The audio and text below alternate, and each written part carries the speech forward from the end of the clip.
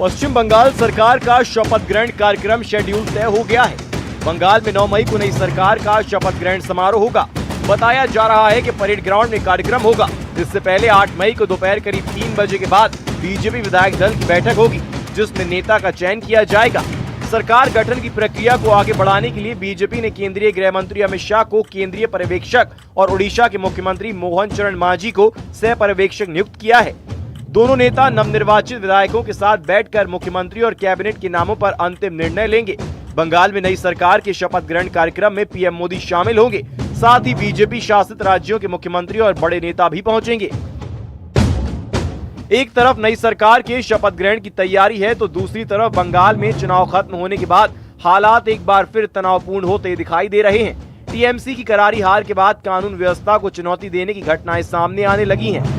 कोलकाता में एक बीजेपी कार्यकर्ता की हत्या ने सियासी पारा चढ़ा दिया है। बीजेपी ने सीधे तौर पर टीएमसी पर हिंसा भड़काने का आरोप लगाया है और इसे लोकतंत्र पर हमला बताया है। पश्चिम बंगाल में पोस्ट पोल हिंसा की आशंका को लेकर आधी रात में हाई लेवल बैठक हुई। इस बैठक में स्पष्ट संदेश दिया गया है कि हिंसा बिल्कुल बर्दाश्त नहीं होगी। पुलिस, बीएसएफ और सीआरपीएफ को सख्त निर्देश दिए गए हैं कि हालात बिगड़ने से पहले ही काबू किया जाए। जीरो वायलेंस सुनिश्चित करने के लिए अब जमीन पर एक्शन शुरू हो चुका है। लिया जाएगा, एक्शन लिया जाएगा। अभी पहले जो जेसीबी का मतलब जो घटना हुई है उसको पहले कंटेन करेंगे। पुलिस का फॉलोअप एक्शन होगा।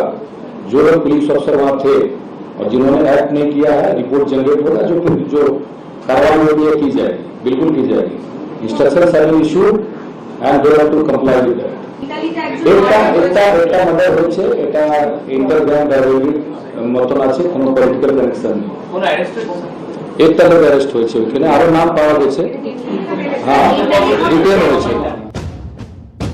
दक्षिण 24 परगना में टीएमसी के दफ्तर पर पुलिस ने छापेमारी करके धारदार हथियार बरामद किए हैं। गुटियारी शरीफ के नारायणपुर में टीएमसी के दफ्तर से हथियार बरामद हुए हैं। 9 धारदार हथियार पुलिस ने बरामद किए हैं। बीजेपी नेता लॉकेट चटर्जी ने आरोप लगाया कि ये हिंसा टीएमसी के कार्यकर्ता कर रहे हैं। नहीं, देखिए जो भी चल रहा है हम लोग बात कर रहे हैं सबके साथ। कोई भी हिंसा बर्दाश्त पश्चिम बंगाल में नहीं होगा। 2021 में जो पोस्ट पोल वायलेंस हुआ था वो कभी रिपीटेशन नहीं होगा। ये भारतीय जनता पार्टी है, इसका चरित्र अलग है, इसका विचारधारा भी अलग है। तो पुलिस को भी बोला गया है कि इसको स्ट्रिक्ट एक्शन लेने के लिए हमारा कार्यकर्ता होगा, ये भी स्ट्रिक्ट एक्शन होगा। बंगाल में जब से नतीजे आए हैं तब से हिंसा का दौर देखने को मिला है। अब देखना होगा कब तक इस पर लगाम लगती है। Bureau report, news 18।